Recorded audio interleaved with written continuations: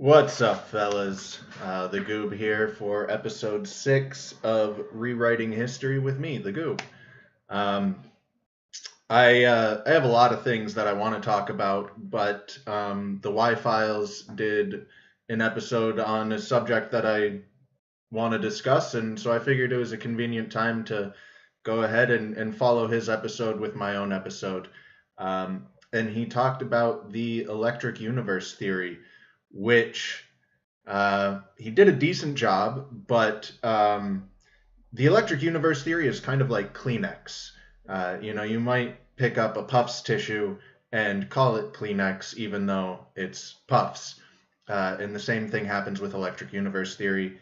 There's a bunch of different theories. Some of them actually do go under electric universe, and others go under slightly different names like plasma cosmology. But they tend to get lumped together and are often referred to as electric universe, even though it might be plasma cosmology, like Puffs and Kleenex. So he did a little bit of that blending in this episode, but overall, pretty decent job covering the topic. And I think that, and I'll get into this later, I want to address actual electric universe theory and then get into plasma cosmology, because I actually subscribe to plasma cosmology. I don't know why that feels so weird coming out of my mouth, plasma cosmology. But let me pull up chat real quick so I can see if anyone's talking. There we go. Yeah, so the electric universe theory, like I said, it's a few different theories, or there's a few different offshoots. One of them is one of the most fun theories I've explored, which is the Jupiter brown dwarf theory. That is an extremely, extremely fun theory. Even if you view it purely as a work of fiction, it's a really fun work of fiction. And the Y-Files covered this a bit, how there is a branch of electric universe that believes that we were once in a binary system, the Earth and Jupiter was actually a brown dwarf star, and we were so close to it that we were actually inside of its plasma sheath.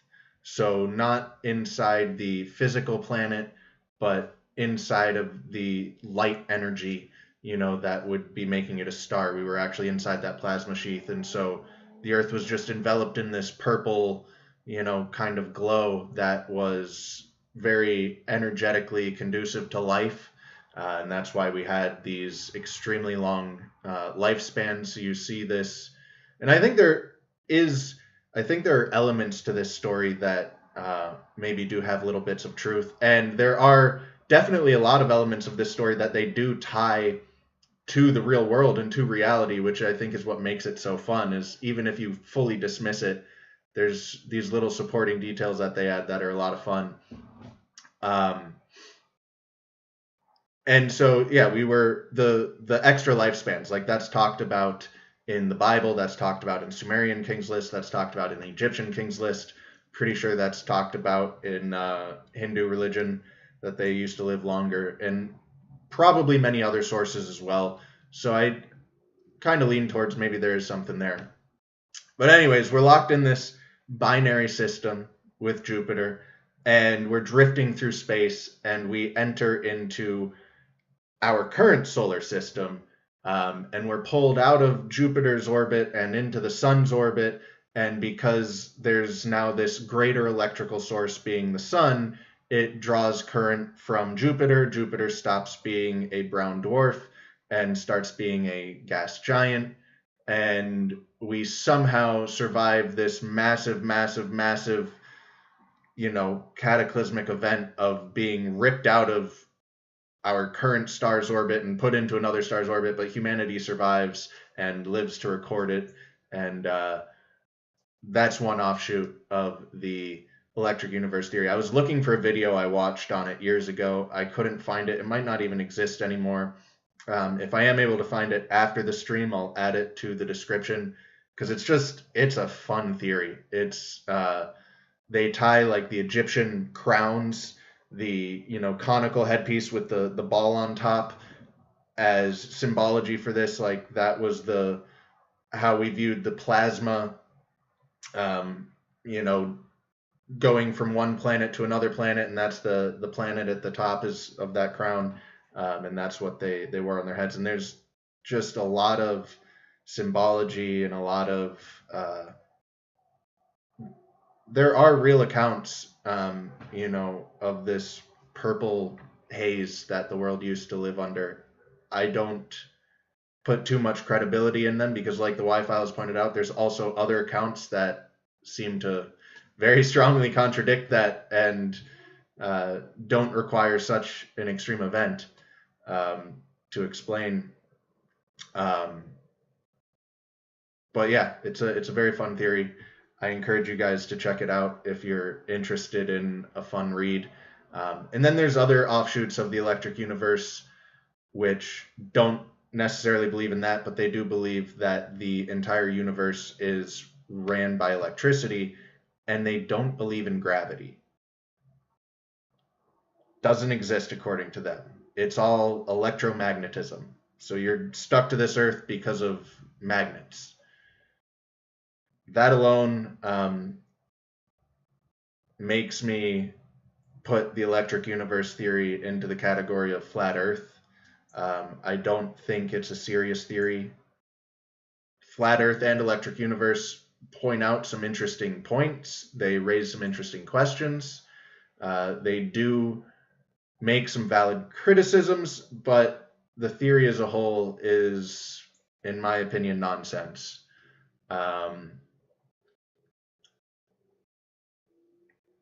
And that's really all I have to say about it. There is some cool science going on with the Sapphire Project. I don't know how much that actually translates to a cosmological level, but it's some interesting science nonetheless.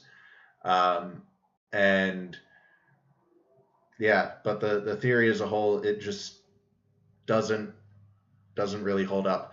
Then there is plasma cosmology. Plasma cosmology is my preferred cosmological view. I fully reject, just like I reject the electric universe, I fully reject the mainstream view of cosmology. I've talked about this in a previous episode. It's absolutely ridiculous. The mainstream view of cosmology is so utterly laughable.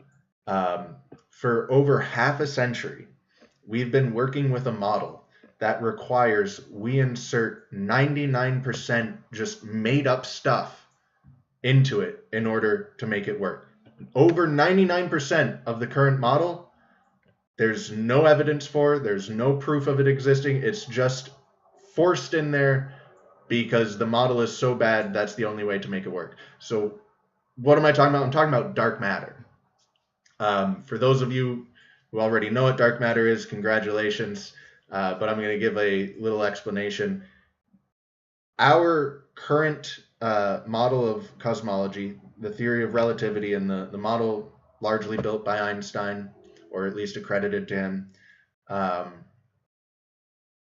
it is missing 99% of the matter it requires in order to function.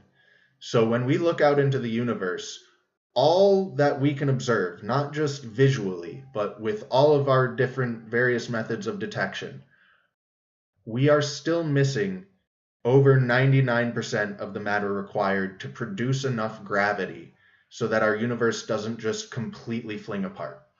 And I know that the universe expanding was a very popular theory. That is...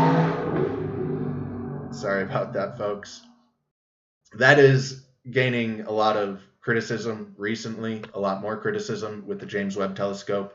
They're going, oh, redshift and the expanding universe maybe is not at all what we thought. In fact, maybe the Big Bang is completely bogus, and lots of good stuff like that. James Webb Telescope is really throwing a massive, massive wrench into this model of cosmology that they've been trying to force for, like I said, over half a century now, and utterly failing to do so. We have never found a single shred of evidence for dark matter. There's a fly flying around in my room. No evidence of dark matter whatsoever, and they've been looking as hard as they possibly can. That's been like the greatest search in, cosmological science. They're desperately looking for dark matter and have been for over 50 years. Cannot find it, and they need to insert 100 times the mass they can observe in the universe. They need to insert 100 times that in made-up imaginary mass in order for our cosmological model to work at all, based off our current understanding of physics. It's utter nonsense. It's completely laughable that the smartest people in the world have been trying to make this work for 50 years, gotten no closer, and just kept plugging on instead of looking for a different alternative, explanation. And there are alternative explanations out there. People, very, very smart people like Tesla, had a different view of cosmology. And people like Suspicious Observers, who is, at least on the forefront of promoting plasma cosmology.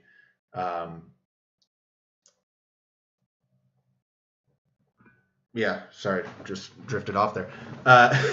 But plasma cosmology is not entirely dissimilar to electric universe. They do believe that the universe is electrically driven rather than gravity, but they still believe in gravity. Gravity is a real force. Plasma cosmology recognizes it as a real force.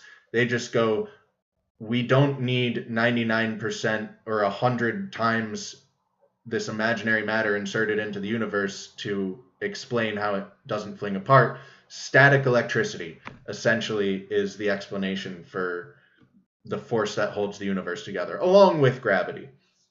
But everything is connected on these electrical currents, from the planets in our solar system and our sun to our sun into the Milky Way into other galaxies, and the whole universe electrically connected. What's up, Molasses? Good to see you here.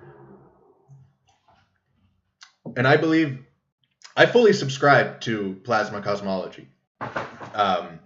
I don't think they have all the answers yet. I don't think it's an absolutely perfect model yet.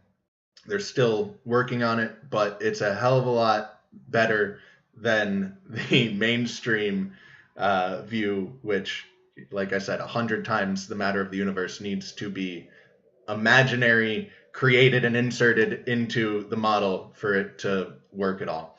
And I don't subscribe to the electric universe either, which doesn't believe in gravity.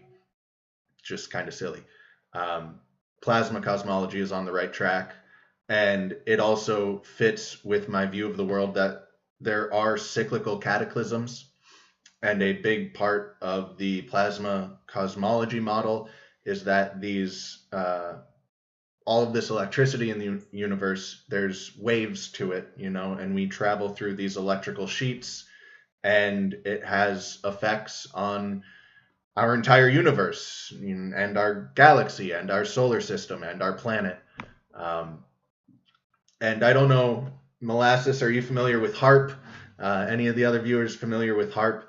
But that is the conspiracy with HARP, is that they blast energy into the ionosphere, and that rebounds back down into the earth and creates effects like earthquakes or hurricanes or various weather patterns, depending on how exactly they're aiming the energy and how much they're shooting up there. But that so yeah, that's a very quick rundown of how the HARP conspiracy goes. Is they use those massive antennas, microwave the ionosphere, and create weather events when that ionosphere rebounds that energy back down towards Earth. And in plasma cosmology, that's exactly what the sun is doing to the Earth. HAARP, not the old people, but the it's a giant antenna array that was used by the government, and then I believe it was given to a university. I don't remember what university, and I believe it was officially decommissioned, but there are other HARPs out there now which I don't remember what HARP stands for. It's like high. I have no idea what HARP stands for off the top of my head, but it's a giant microwave antenna that shoots energy into the ionosphere, and people blame it for controlling the weather. Um, but the mechanisms that they're explaining as for it controlling the weather are the mechanisms that plasma cosmology also uses. The sun blasts a lot of energy at the Earth. It is not just light rays. It is also X-rays and straight up plasma discharges sometimes from solar flares and all kinds of energy. And that hits the Earth and actually dictates our weather. So there's a very large correlation between solar flares and earthquakes, volcanoes, other extreme weather events. And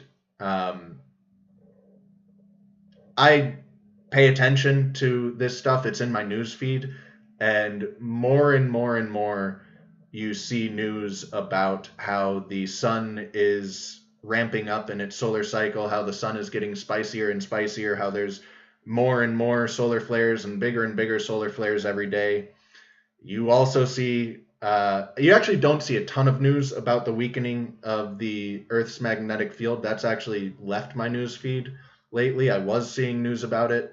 I think it's gotten to a point where there's now a hush on that. They don't want to talk about that because our electrical field is weakening exponentially now. The acceleration is accelerating.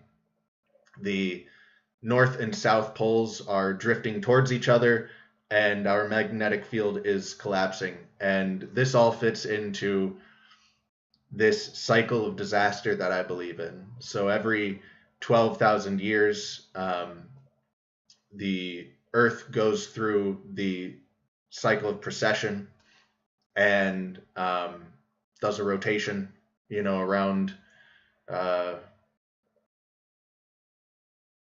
I'm not entirely sure what the rotation is around, actually. Is it around the full Milky Way? I'm not sure. Seems like that's too quick to go around the Milky Way. But anyways, precession is this 12,000 year cycle. It's a little embarrassing. I should know exactly what that is.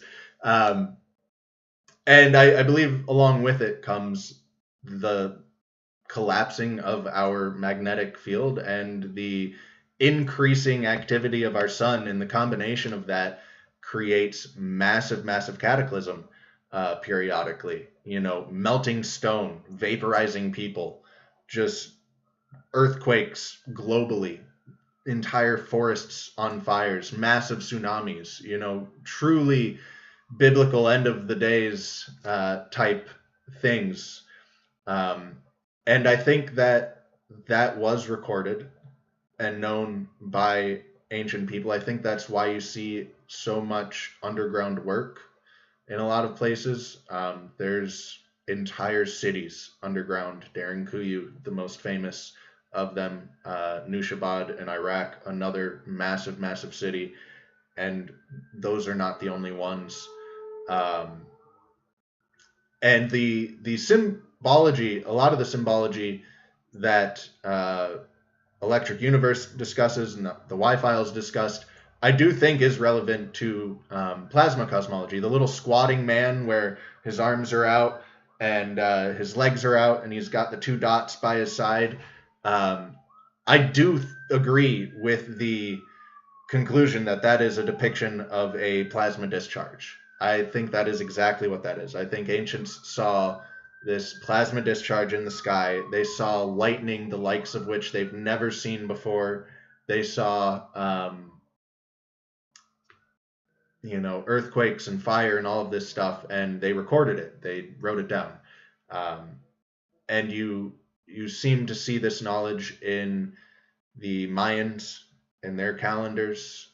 They talk about periodic destruction, and on this 12,000 year cycle, you seem to see it in a lot of places in the ancient world. When Solon talks to the ancient priests of Egypt, they tell him about the great deluge that happened, and they tell him that that was not the only one, that there have been many. There have been many destructions of water and fire across the earth, and that humanity has survived through them all. And um, they had recorded it, the ancient Egyptian priests, but this knowledge was lost to the rest of the world due to all the destruction. And so, yeah, I I try not to make conclusive statements. What's up, 00173335? Um, and I certainly won't conclusively state that plasma cosmology holds all the answers, or that we absolutely do go through a 12,000 year cycle of destruction. But I really strongly lean towards those ideas. And I think that a lot of our current world is based around secret societies who hold that knowledge and have tried to keep it out of the public. The birth of science, if you will, was really the birth of the religion of science, and you are no longer allowed to perform real science. I talked about the mainstream view of cosmology and how utterly ridiculous it is, how for over half a century we've worked with a model so broken that you have to insert 100 times the matter we can actually observe in the universe. You have to make up an imaginary 100 times that matter and insert it into the model in order to make it work. And that is the only model that you are allowed to investigate. You're not allowed to investigate any other options, or else you're a crackpot, or else you get no funding, or else your career is ruined and your person slandered. So science is no longer science. It is a religion where you are only allowed to explore certain avenues. And I don't think that's on accident. And I, in my very conspiratorial worldview, view this as the biggest conspiracy going back thousands and thousands of years, where this knowledge has constantly been getting collected and covered up and spread, because some people want to spread this knowledge, just like suspicious observers. He talks about it, has a pretty good following on YouTube. Not so much the historical aspect, but this 12,000 year cycle and plasma cosmology, and that we are nearing the end of that cycle again. Like I mentioned, our magnetic field is weakening more and more quickly, and the sun is getting more and more spicy by the day. We keep setting records for solar activity, and that's going to keep happening over the next several years. It's just going to keep ramping up. I mean, that is an accepted fact. That's not even conspiracy in any way. Carbon dating. So I'm glad you brought that up. Not so much because I want to talk about carbon dating specifically, but just to broaden the point that I was just making, that science is very corrupted, that you are not allowed to explore things. Carbon dating, along with just about everything else in science, is very far from perfect. It just doesn't work all that well. It's a useful tool, but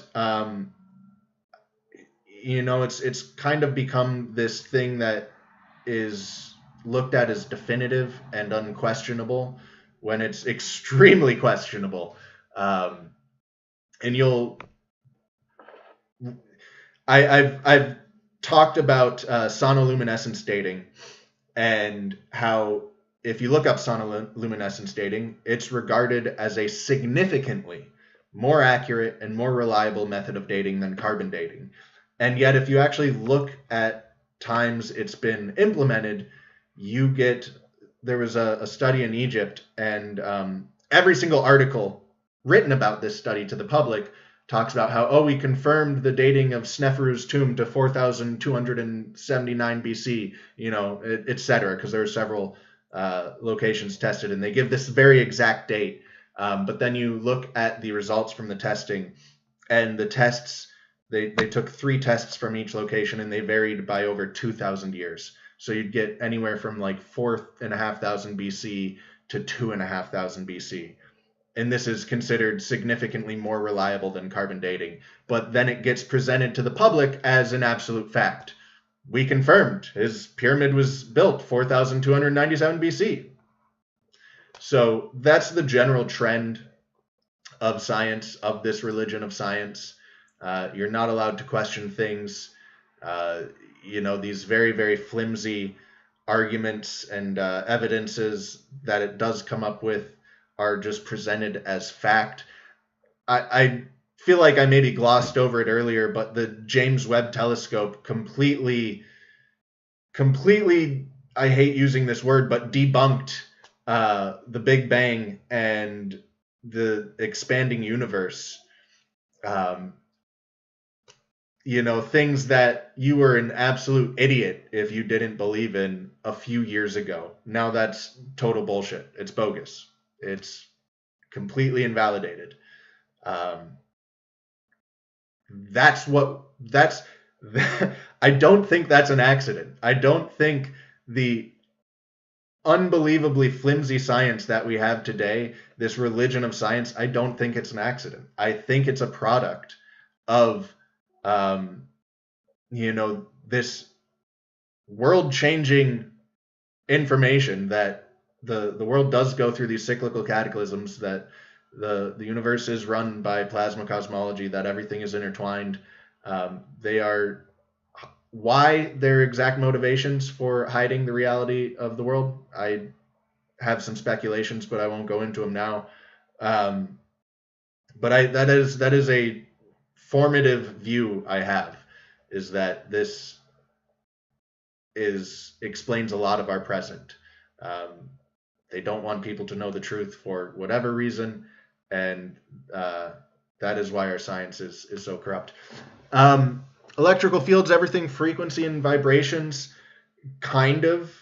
I'll try and do a quick recap of plasma cosmology, which is that instead of imagining 100 times the matter that we can actually observe and just throwing it out there and calling it dark matter, the theory is that everything in the universe is electrically connected. So our planets in our solar system are all electrically connected to each other, which is electrically connected to our sun.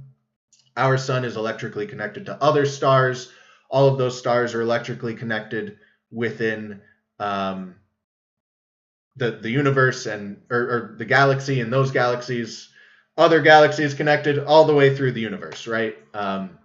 And the sun is what drives our weather patterns, and the sun is also responsible for the 12,000 year disaster cycle, which we are nearing the end of right about now, which is why our Earth's magnetic field is weakening and our sun is getting spicier, and our weather is going to continue getting more extreme over the next several years, and hopefully not, but if my beliefs are right, we all get blasted to kingdom come in about 20 to 40 years by a massive solar flare, potentially. So Planet X is an interesting one. I don't know. I don't know what to think about that one. I just kind of leave that to other people, because whether it's real or not, there's just very little, as far as I can tell, that there's very little definitive proof either way for Planet X. So I kind of steer away from it. But yeah, thanks for the comments, Eric and Molasses and everyone. We won't think about it, or I try not to think about Planet X, if that's what you're saying. Yeah, I just, there's only so much brain space that I can dish out, and I put it towards other things. So I know this Zoom meeting is ending, and I think I've covered the electric universe and plasma cosmology pretty thoroughly. I've covered my extreme distrust in science. And so I think this is about a good place to wrap up, um, and say that I will catch you guys next week at the same time. Yeah, it's Zoom. So if you want to call in, you're welcome to call in. I pinned the comment for the pinned comment is the invite link to Zoom. I will extend this episode gladly if you would like to call in, Eric, and we can chat about it. You can ask any questions you want. You're on WhatsApp. Uh, okay, well, you got to get Zoom if you want to call in. I guess that's how I have it set up for now, at least. I might. Um, try and expand some options, but I struggle enough just with this simple setup, so it's probably going to stay Zoom for a little while. But welcome, Wallaby. Good to see you. I haven't set up your music yet. I want to set up an outro with your music. Shout out to Nameless Wallaby for allowing me to use his music, even though I'm not currently using it. I really appreciate it. Check out his channel. It's cool stuff. So, yeah, signing off for now. I do have a lot of good things in the works. I've got like a backlog of topics I want to talk about that I think are very interesting. But I thought this one was important because this is a pretty foundational belief I have that shapes not only my view of the past, but my view of the present. The world goes through a cycle of disaster. Ancients knew about it. Secret societies still know about it. They don't want us to know about it. That's as succinct as I can wrap that up. So thank you, everyone, and I will see you next week. If I can actually, I always struggle.